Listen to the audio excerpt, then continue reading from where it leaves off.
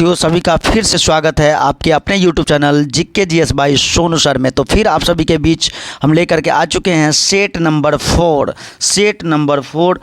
ले करके आ चुके हैं और सेट नंबर 3 हम लोग देख चुके हैं। सेट नंबर 3 में हम लोग 1 से लेकर के 50 क्वेश्चन को देखे थे। तो अब हम लोग सेट नंबर 4 में 51 से लेकर के 100 नंबर प्रश्न को देखेंगे। आप लोग ये 52 नहीं याद रखिए, आपको सेट 1, सेट 2, सेट 3, सेट 4 ऐसे करके सारा सेट को देख लेना है और उसके बाद आपकी तैयारी एकदम लाजवाब हो जाएगी। ये बुक और करेंट अफेयर, इसके अलावा अगर आपको दरोगा की तैयारी करनी है तो कुछ भी नहीं पढ़ना है, यही पढ़ लेंगे। ये बुक जो है वो रोशन आनंद और बिट्टू झा के द्वारा प्रकाशित किया गया है, ज्ञान धारा पब्लिकेशन के है और यह दरोगा के लिए रामबाण साबित होगा। या आप किसी भी एग्ज़ाम की तैयारी करते हैं वो सभी एग्जामों के लिए ये रामबाण साबित होगा।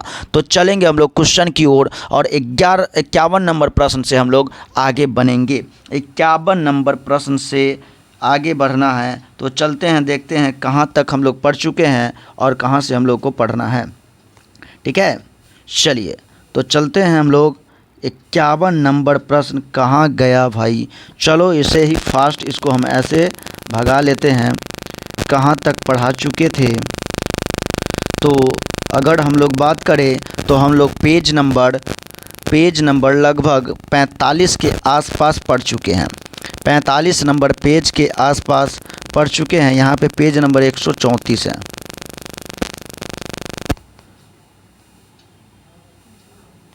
देखिए यहाँ पे 40 हो गया। अब हम लोग जल्द ही 45 के पास क्वेश्चन नंबर 30 हुआ। 30, हाँ, अब आ चुके हम लोग क्वेश्चन नंबर 51 से। 51 नंबर प्रश्न से हम लोग क्वेश्चन को देखेंगे। ठीक है, चलिए। कह रहा है कि कृत्रिम पारिस्थितिक तंत्र यानी आर्टिफिशियल इकोसिस्टम तंत्र का उदाहरण है। तो आर्टिफिशियल यानी क्या होगा? खेत ये हमारा प्राकृतिक है, जंगल प्राकृतिक है, तालाब प्राकृतिक है, लेकिन प्राकृतिक का उदाहरण क्या होगा? तो प्राकृतिक जंगल, घास के मैदान। तो कृत्रिम पूछा गया है तो कृत्रिम क्या हो जाएगा? ये अगर हम लोग देखें तो खेत कृत्रिम तंत्र का उदाहरण है। जंगल, तालाब और घास के मैदान ये क्या है? तो ये प्राकृतिक है। और खेत की बात करें तो खेत को हम अपने हिसाब से संशोधित करते हैं। तो खेत हमारा क्या हो जाएगा? ये कृत्रिम पारिस्थितिक तंत्र का हिस्सा हो जाएगा। ठीक है, जैसे कृत्रिम में क्या क्या होता है? जैविक और अजैविक घटकों वाला एक मानव निर्मित पारिस्थितिक तंत्र होता है जिसमें प्रौद्योगिकी को शामिल किया जाता है। ठीक है, तो 51 नंबर प्रश्न का हम लोग का आंसर हो जाएगा बी नंबर। आगे कह रहा है 52 नंबर प्रश्न, तूतीकोरिन बंदरगाह किस राज्य में स्थित है? तूतीकोरिन की बात करें तो ये आपको तमिलनाडु में मिलेगा। ठीक है, तूतीकोरिन। वहीं अगर हम लोग बात करें विशाखापत्तनम में, तो विशाखापत्तनम में कौन सा बंदरगाह हो जाएगा? तो आपका विशाखापत्तनम बंदरगाह हो जाएगा। कर्नाटका में बात करें तो मंगलौर बंदरगाह। कर्नाटका में कौन सा बंदरगाह है? तो मंगलौर बंदरगाह है। वही केरल में बात करें तो कोच्चि बंदरगाह। और इसी कोच्चि बंदरगाह पे कौन आए थे? तो केरल के वास्को डी गामा का आगमन हुआ था। ठीक है, आगे बंदरगाह का अब देखिए, कांडला बंदरगाह की बात करें तो इसका नया नाम दीनदयाल उपाध्याय, ये कच्छ की खाड़ी गुजरात में है। कोलकाता बंदरगाह हुगली नदी पर पश्चिम बंगाल में, जिसका नया नाम श्यामा प्रसाद मुखर्जी हो चुका है। कोचीन बंदरगाह ये आपको वेम्बनाड के पास केरल में हो जाएगा। न्यू मंगलुरु कर्नाटका में। मुंबई बंदरगाह मुंबई में। जवाहरलाल नेहरू ये आपको नवी मुंबई में हो जाएगा। न्योहा सेवा इसका नया नाम हो चुका है। पारादीप आपको मिलेगा उड़ीसा में। पारादीप बंदरगाह कहाँ मिलेगा मेरे भाई? उड़ीसा में। मर्मुगांव गोवा में। चेन्नई तमिलनाडु में। एन्नौर तमिलनाडु में। और विशाखापत्तनम ये सबसे गहरा बंदरगाह है, ये आपको आंध्र प्रदेश में मिलने वाला है। ठीक है, अब हम लोग चलेंगे 53 नंबर प्रश्न के ओर। 53 नंबर क्वेश्चन क्या कहता है, इसका जवाब देंगे। कह रहा है फोर्ट वार्ड ब्लॉक की स्थापना किसने किया था? तो फोर्ट वार्ड ब्लॉक की स्थापना की बात करें तो सुभाष चंद्र बोस के द्वारा किया गया था। फोर्ट वार्ड ब्लॉक 1939 में इन्होंने कांग्रेस के पद से त्याग दे दिया था। यानी 1938 का भी अधिवेशन कांग्रेस का इन्होंने किया था, 1939 का भी अधिवेशन इन्होंने किया था और उसके बाद ये कांग्रेस के पद से त्यागपत्र देकर फॉरवर्ड ब्लॉक नामक एक नई संस्था की स्थापना किया था सुभाष चंद्र बोस, जिसके जन्म दिवस पर 23 जनवरी को पराक्रम दिवस के रूप में मनाया जाता है। ठीक है, आगे देखिए करा फॉरवर्ड ब्लॉक अखिल भारतीय सम्मेलन 1940 नागपुर में आयोजित किया गया। फॉरवर्ड ब्लॉक पार्टी का अध्यक्ष सुभाष चंद्र बोस थे और महासचिव HV कामत को चुना गया था। सुभाष चंद्र बोस जनवरी में फ्री इंडिया सेंटर की स्थापना किया। जर्मनी में फ्री इंडिया सेंटर किसने? तो सुभाष चंद्र बोस। 1 सितंबर 1942 को सुभाष चंद्र बोस ने आज़ाद हिंद फौज की पहली डिवीज़न की स्थापना किए थे। आज़ाद हिंद फौज की पहली डिवीज़न की स्थापना सुभाष चंद्र बोस। और उसके बाद 21 अक्टूबर 1943 को सुभाष चंद्र बोस ने सिंगापुर में स्वतंत्र भारत के अस्थायी सरकार का स्थापना किया। 2 जुलाई 1943 को सुभाष चंद्र बोस को आज़ाद हिंद फौज का सर्वोच्च सेनापति घोषित किया गया था। ठीक है, आगे चलते हैं। उत्प्रेरक का कार्य क्या है? उत्प्रेरक के बारे में बात करें तो उत्प्रेरक का कार्य है अभिक्रिया का दर को बढ़ाना और घटाना, दोनों। ऑप्शन नंबर डी हो जाएगा। कैटालिस्ट अभिक्रिया के दर को बढ़ाना घटाना, ये अभिक्रिया की दर को बढ़ाता है घटाता है, लेकिन अभिक्रिया में भाग नहीं लेता है। ठीक है, जिस तरह से आपके गांव में एक ऐसे भी लोग होंगे जो अभिक्रिया के दर को, लड़ाई की दर को बढ़ाएंगे और घटाएंगे, लेकिन लड़ाई में भाग नहीं लेंगे, वैसे लोगों से सावधान रहेंगे। वैसे लोग बहुत ही खतरनाक होते हैं। वो एक दूसरे को बताते हैं कि हट बुर्बक, तुमको तो ये बात बोल दिया और तुम कुछ कर नहीं पाया, तुम क्या कर पाओगे, तुम उसका कुछ नहीं बिगाड़ पाओगे। तो ठीक है भाई, नहीं बिगाड़ पाएंगे, क्यों बिगाड़े, हम किसी का कुछ नहीं बिगाड़ेंगे, है ना। तो ऐसे लोगों से दूर रहिएगा। कैटालिस्ट या उत्प्रेरक क्या होता है? वह पदार्थ जो स्वयं तो अभिक्रिया में भाग नहीं लेता है, स्वयं तो लड़ाई में भाग नहीं लेता है, लेकिन अभिक्रिया के दर को बढ़ा देता है या घटा देता है। ऐसे उत्प्रेरक को रासायनिक अभिक्रिया की गति को बढ़ाता को धनात्मक उत्प्रेरक कहते हैं, और जो घटाता है उसे ऋणात्मक उत्प्रेरक कहते हैं। अभिकारक की सांद्रता, ये सब पढ़ने की कोई ज़रूरत नहीं है आपको। नेक्स्ट क्वेश्चन आपके टीवी स्क्रीन पर आ चुका है 55 नंबर, और जितने भी साथी इस क्लास को देख रहे हैं एकदम मन लगा करके देखेंगे, क्योंकि ये क्लास आपको आपके मंजिल तक पहुंचाने के लिए पूरी कारगर है। अगर आप खुद से नहीं पढ़ पाते हैं तो इस YouTube को लगा करके, हमारे चैनल को आप लगा करके आराम से खाना बनाएंगे, खाएंगे और इसे सुनते रहेंगे। आपको सुनते सुनते आपको याद हो जाएगा, और एग्ज़ाम में हमारा पूरा बात आपको याद आएगा, एकदम याद आएगा, एकदम। ठीक है, साइमन कमीशन का विरोध क्यों हुआ था? तो साइमन कमीशन का विरोध इसलिए हुआ था क्योंकि इसमें एक भी भारतीय नहीं थे। ठीक है, सब का सब श्वेत था, गोरका लोग आ चुका था, है ना। उजर चमड़ी वाला आया था जिसे श्वेत विद्रोह भी कहा गया, और ये भारत का विकास का जांच करने आया था। बताइए मेरे भाई, अगर भारत के विकास का जांच करने आना है तो भारतीय होना चाहिए कि नहीं? तो एक भी भारतीय नहीं थे साइमन कमीशन में, एक भी भारतीय शामिल नहीं थे। यही कारण था कि इसका विरोध किया गया था, और इसका विरोध जगह जगह किए गए थे। लाहौर में साइमन के विरोध में लाला लाजपत राय की मृत्यु हो गई, और सैंडर्स के हाथी से उनकी मृत्यु हो गई थी। उन्होंने एक कथन कहा था कि मेरे शरीर पर एक एक लाठी का प्रहार अंग्रेज़ों के ताबूत का कील साबित होगा। यह कथन लाला लाजपत राय का था, जिसे पंजाब केसरी कहा जाता है। लाला लाजपत राय को पंजाब केसरी भी कहा जाता है। साइमन कमीशन की नियुक्ति 1927 में किया गया था और आगमन 1928 में हुआ था। कुल 7 सदस्य थे, जिसे श्वेत कमीशन भी कहा गया है। 3 फरवरी 1928 को भारत आया था। ठीक है, चलते हैं। और लाला लाजपत राय की मृत्यु भी हो गई थी। अगला प्रश्न है 1946 के नौसैनिक विद्रोह का नायक कौन था? तो 1946 के नौसैनिक विद्रोह का नायक कौन थे? तो वो थे MS खां थे। इन्होंने 18 फरवरी 1946 को जब विद्रोह हुई तो बम्बई में नौसैनिक जहाज HMIS तलवार के नाविकों ने नक्सलवादी भेदभाव और ख़राब भोजन के खिलाफ हड़ताल किया था। तो नौसैनिक विद्रोह 1946 में हुआ था SM खां। ठीक है, SM खां। आगे धात्विक खनिज का उदाहरण है। धात्विक खनिज का उदाहरण क्या क्या है? तो धात्विक खनिज क्या क्या होंगे? धातु होना चाहिए, सोना, चांदी, लोहा। ठीक है, संगमरमर, सल्फर, लोहा, ग्रेनाइट, चूना पत्थर। बताइए आंसर बताइए। तो इसका आंसर हो जाएगा ए नंबर।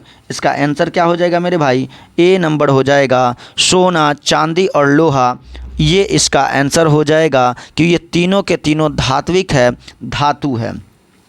आगे चलिए, कह रहा है कि सोना, चांदी और लोहा धात्विक खनिज का उदाहरण है। धातु के उदाहरण सोना, चांदी, एल्युमिनियम, तांबा। देखिए धातु क्या होते हैं? जो चमकीला हो, लास्ट में UM होगा, ठीक है ना, जैसे एल्युमिनियम, ठीक है, और यम, अर्जेंटीनियम, ये सब धातु है। धातु के गुण जिसमें धातुई चमक होगा, अधातुवर्तनीयता होगा, कठोर होगा, तन्यता होगा, उस ठीक है, तन्यता होगा, उष्मा का चालक होगा, विद्युत का सुचालक होगा। ये धातु के उदाहरण हैं। अधातु के उदाहरण क्या होंगे? तो हाइड्रोजन, नाइट्रोजन, ऑक्सीजन, ये क्या होंगे? तो ये विद्युत के कुचालक होंगे, ठीक है। कार्बन, फास्फोरस, सल्फर, ये सब क्या है? तो ये सब ये क्या हो जाएंगे? बोरॉन, सिलिकॉन, ये उपधातु हो जाएंगे, अधातु नहीं, उपधातु, ठीक है, उपधातु।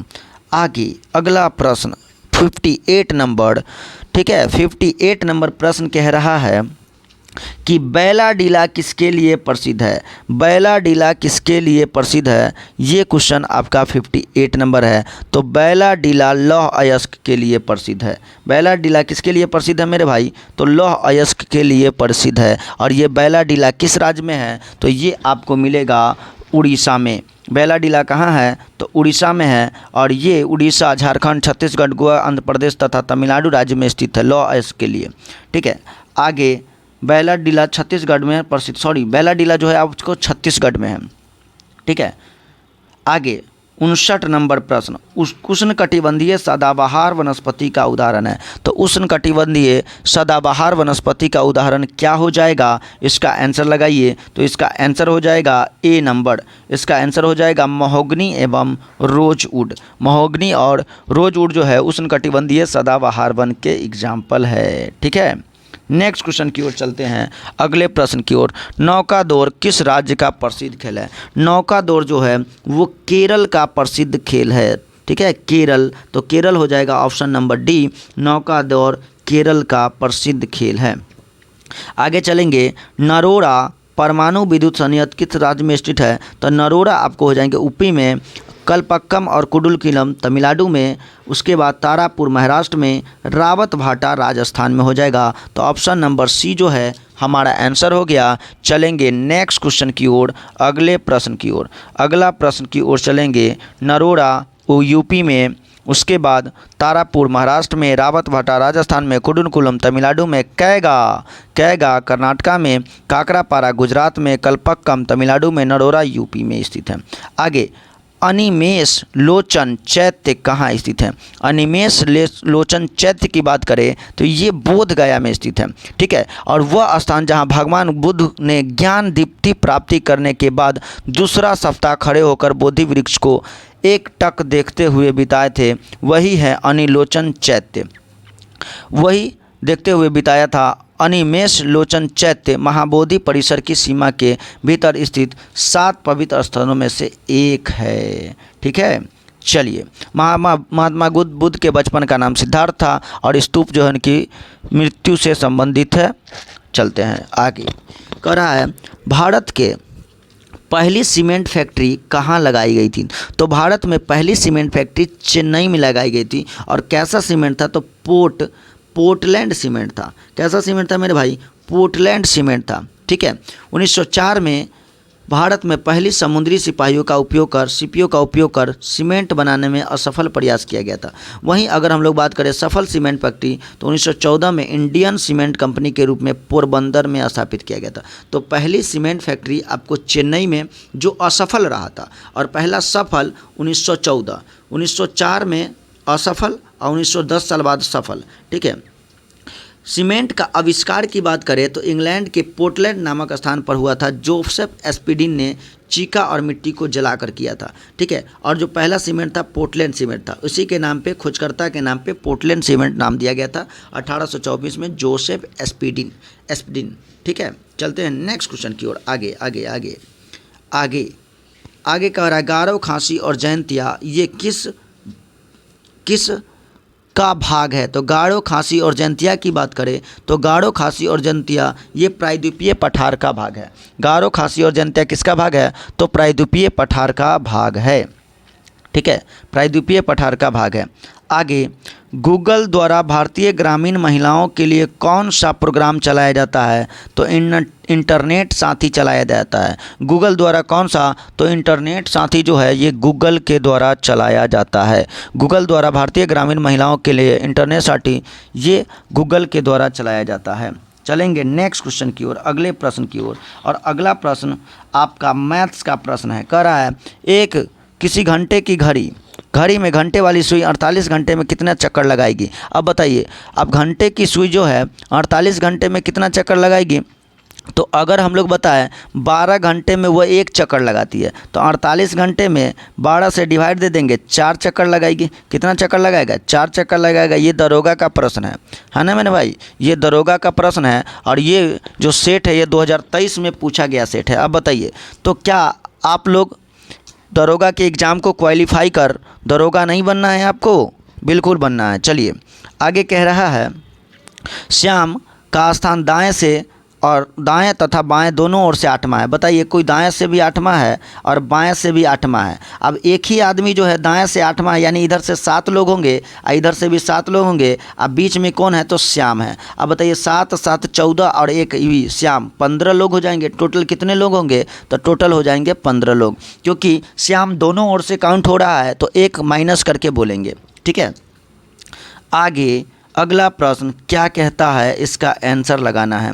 कह रहा है 930 रुपये में बेचने पे 7% की हानि हुई, यानी 930 में बेचा है तो 7% की हानि, यानी 93% पे बेचा होगा। और ये 930 है तो हमें चाहिए क्रय मूल्य, तो 100% का, यानी 10 से ये कट गया। अब 10 का 1 का मान 10 आया, 100 का मान 10 से गुना कर दीजिए, 1000 आ जाएगा। यानी क्रय मूल्य पे बेचने के लिए 1000 में बेचना होगा।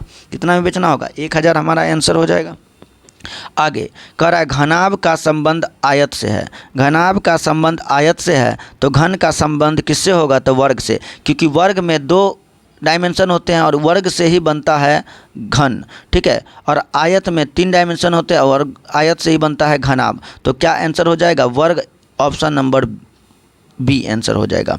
आगे ये दिया हुआ है 729 का वर्गमूल, सॉरी घनमूल 1/3 और इतना का घनमूल। अब बताइए ये किसका हो जाएगा? तो जो 729 है 9 का घनमूल है, और ये जो 16,625 है ये 25 का है। तो 25 को अब 9 से मल्टीप्लाई करिएगा, 250 नहीं 225 होना चाहिए। ठीक है, 10 बार में अगर मल्टीप्लाई करते तो 250 होता, 9 बार में करेंगे तो 25 और कम ही होगा। दस्ताने हाथ में तो मोजे पैर में। ठीक है, दस्ताने हाथ में पहने जाते हैं तो पैर, मोजे कहाँ पहने जाएंगे? पैर में। अब कह रहा है अगला, देखिए कह रहा है एक बूढ़ा व्यक्ति की ओर इशारा करते हुए राम ने कहा कि उसका पुत्र मेरे पुत्र का चाचा है। अब बताइए, बूढ़ा व्यक्ति के ओर इशारा किया, कहा उसका पुत्र मेरे पुत्र का चाचा है। अब बताइए, तो ये आदमी उसका भाई हुआ चचेरा। अब भाई का पिता क्या हो गया? भाई का पिता क्या हो गया? तो पिता होगा। भाई का पिता क्या होता है? पिता होता है। ठीक है, अब चलेंगे 73 नंबर प्रश्न। कह रहा है निम्नलिखित में से कौन सा विद्रोह क्रम में सजाए हुए हैं? कौन सा विद्रोह जो है वो क्रम में सजाए हुए हैं? कौन सा विद्रोह क्रम में सजाए हुए हैं? पहला कह रहा है अहमदाबाद, चंपारण। चंपारण सत्याग्रह 1917 में हुआ था और अहमदाबाद 1918 में हुआ था और खेरा भी 1918 में हुआ था। लेकिन कह रहा है कि पहले, तो सबसे पहले 2 नंबर होना चाहिए, तो 2 नंबर ये होगा, बस ख़त्म। ठीक है, 2 नंबर ये होगा। अब अगर हम लोग बात करें अहमदाबाद की, तो ये मार्च में हुआ था, फरवरी मार्च में। ठीक है, और ये आपको मार्च से लेकर जून तक चला था खेरा। ठीक है, तो पहले आपको चंपारण, उसके बाद अहमदाबाद और उसके बाद क्या हो जाएगा? खेरा हो जाएगा। चलते हैं नेक्स्ट प्रश्न की ओर, अगले प्रश्न की ओर चलते हैं। ठीक है, अगला प्रश्न मैथ का प्रश्न कर रहा है कोई मूलधन 6% वार्षिक दर से 10 वर्षों में साधारण ब्याज 120 रुपया है। अब 6 वर्ष से 10 वर्ष में कितना हो गया? 120। यानी अगर साधारण ब्याज है तो 10 वर्ष और 6 गुना, तो 60 वर्ष का मान आया, 60% का मान आया 120। 60% का मान कितना है? 120। यानी 1% का मान कितना आया? 2। अब हमें निकालना है क्या? मूलधन। तो 100% का मान हो जाएगा 200। 200 ऑप्शन नंबर सी। ठीक है। 5/11 और 11/5 का योग क्या होगा, तो आपको पता होना चाहिए। एलसीएम आएगा 55। 55 कहाँ है, 55 कहाँ है, तो यहाँ है। अब 55 यहाँ है तो ये आंसर होना चाहिए 50, 25 और 11 121। 121 और 25 क्या हो जाएगा, ऑप्शन नंबर ए। किसी संख्या का 63% 315 है। अब बताइए 63% क्या है, 315 है, तो संख्या क्या होगा, तो 63% से इसको काटिए, 5 बार में कट रहा है 500 हो जाएगा संख्या। ठीक है, 5 बार में ये कट रहा है, 53% का मान कितना है, 63% का इतना, 5 बार में कट रहा है तो ये 500 हमारा क्या हो जाएगा, आंसर हो जाएगा। आगे चलते हैं। सबीर ने 132 रुपये में एक खिलौना खरीद कर 15% लाभ पर बेचा। खिलौने का विक्रय मूल्य बताइए। तो 100% का मान कितना है मेरे भाई, खरीदा है 132 में और बेचा है उसे 115% के लाभ पे। बताइए 132/100 गुने 115 बनाएंगे, आंसर आपका आ जाएगा, क्या आएगा, तो डी नंबर 151 आ जाएगा। चलते हैं नेक्स्ट प्रश्न की ओर। मैथ का क्वेश्चन इसमें ज़्यादा है, ठीक है ना, कोई बात नहीं है। कह रहा एक जीप 60 किलोमीटर पर आवर की गति से 8 घंटे में अपनी यात्रा पूरी करती है। अब बताइए अगर 60 किलोमीटर से चले और 8 घंटा हमको लगे तो टोटल दूरी कितना होगा। तो टोटल दूरी की बात करें तो दूरी अगर हम लोग देखें तो स्पीड गुने टाइम, स्पीड इंटू टाइम अगर 600 848 60 गुने 8 करेंगे तो आपको 480 किलोमीटर दूरी हो गया। अब उस दूरी को हमको 5 घंटा में जाना है तो 5 से डिवाइड दे दीजिए। 9 5 45 और 6 5 30, 96 किलोमीटर प्रति आवर से हमें चलना होगा। समझ में आ रहा है सभी को, ठीक है। आगे 79 नंबर करा दो विभिन्न संख्याओं का योग 910 है। यदि उनमें से एक भिन्न 8/9 तो दूसरी भिन्न क्या होगी। तो दो संख्याओं के भिन्नों का योग अगर हम लोग कहें कि ये दोनों का योग है, एगो दिया है तो क्या एकरा में से ये दोनों का जोड़ल है, इसमें से एगो घटा देंगे तो मान निकल जाएगा। अब बताइए 9 9 81 में से 80 गया 1/90, ठीक है। आपको समझ में आया, नहीं आया, आ गया होगा, ठीक है। आगे चलिए, आगे कह रहा है आगे कि 42 वृक्ष वाले एक बगीचे में 3/7 पेड़ नीम के और शेष आम के हैं। अब बताइए 42 पेड़ के बगीचे है, 3/7 पेड़ नीम के है और बाकी आम के। तो 42 में से 3/7 अगर है नीम के तो नीम का हो जाएगा 18, ठीक है। 6 बार में कटा 18 और 42 में से जो शेष बच गया वो आम के है। तो बताइए 18 घटा देंगे तो 24 जो हो जाएगा वो आम के पेड़ हो जाएंगे। तो आम के पेड़ों की संख्या 24 हो गई, नहीं। चलिए अगला प्रश्न कह रहा 10 आदमी किसी दीवार को 8 दिनों में पेंट कर सकता है।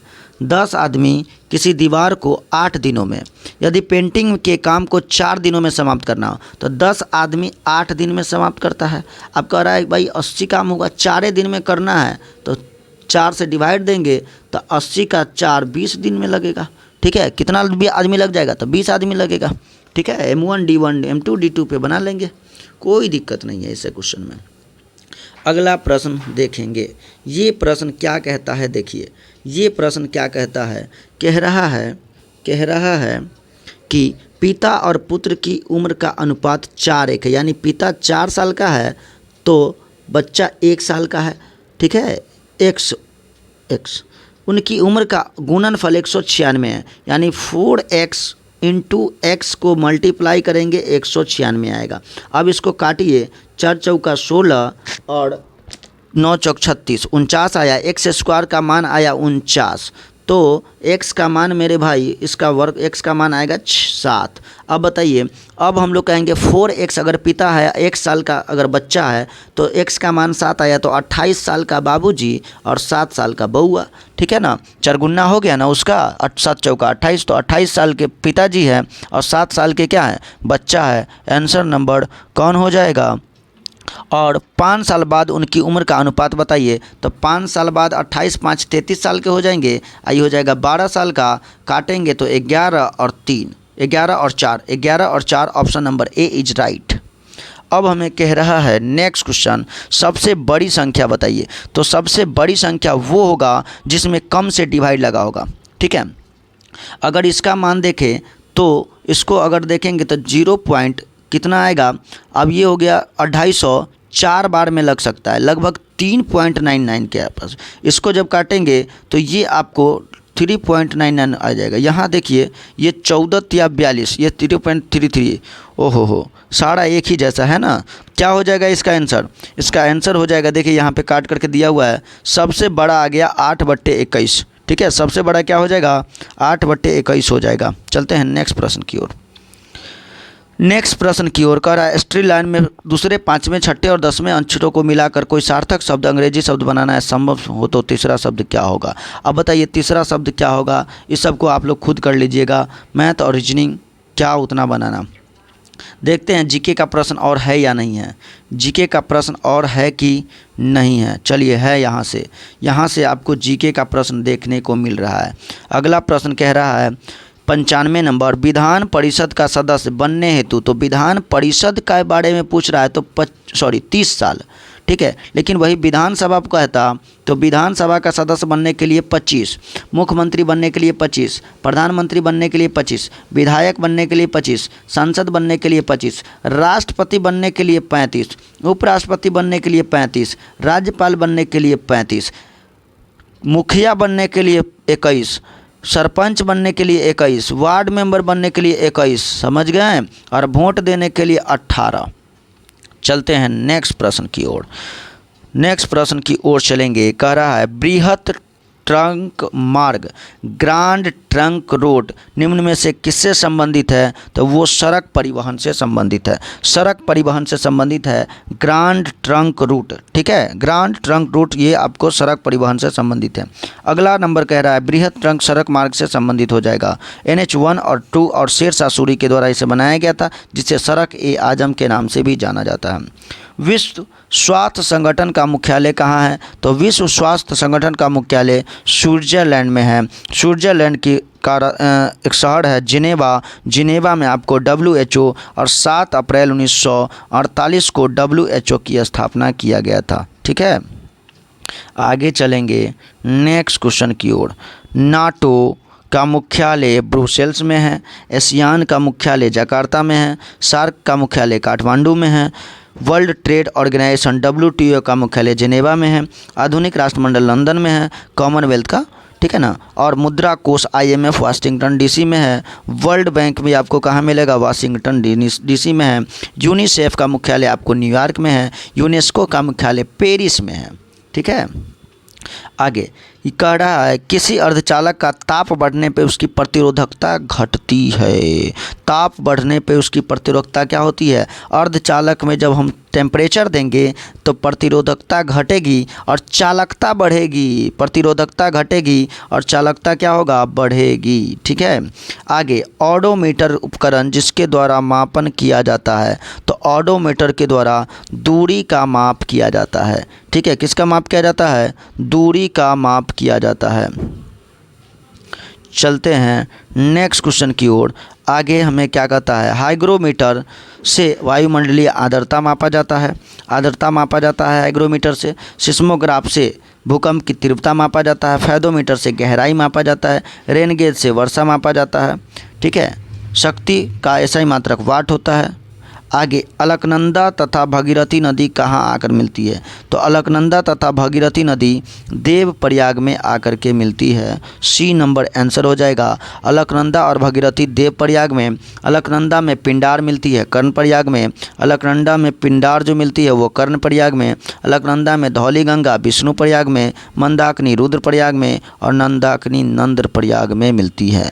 तो आज हम लोग यहीं तक 100 नंबर क्वेश्चन तक देख चुके हैं और ये आपका सेट नंबर 4 होगा मेरे भाई। एक सेट को हम लोग 2 सेटों में करवा रहे हैं, यानी एक एग्ज़ाम को 2 सेटों में करवाया जा रहा है। इससे आपको कोई मतलब नहीं है, आपको तो बस सभी सेटों को देखना है। सभी को देखना है, सेट 1, सेट 2, सेट 3 सभी को देख करके आपको एग्ज़ाम में जाना है। अभी से अभी समय है, तो हम आप लोगों को सारा ये क्वेश्चन बैंक करवाने वाले हैं। इसके साथ साथ करेंट अफेयर का भी वीडियो आएगा और आप अपनी तैयारी कैसे करें ये सभी के बारे में हम आपको बताएंगे। तो जुड़ जाएंगे आप इस चैनल के साथ और अपनी तैयारी को बेहतर बनाएंगे। आज के लिए bye bye, good night, take care.